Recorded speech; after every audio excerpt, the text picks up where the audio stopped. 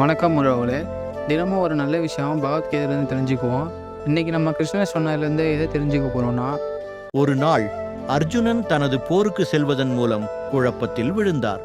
அவரது மனதில் பல கேள்விகள் இருந்தன. நான் போருக்கு செல்வது சரியா? என்னுடைய உறவுகளே என் எதிரிகளானா என்று அவர் நினைத்தார். அப்போது கிருஷ்ணன் அவருக்கு சொன்னார், நீ இறைவன் அளித்த பங்கு செய்ய வேண்டும். எந்த காரியமும் நிம்மதியுடன் செய்து பின்பு முடிவுகள் என்னவோ அதை விட்டுவிடு. அந்த முடிவுகளை எதுவாக இகழாதே. அர்ஜுனன் மிகவும் குழப்பமான போது கிருஷ்ணன் அவருக்கு புத்திசாலித்தனமான உரையாற்றினார்.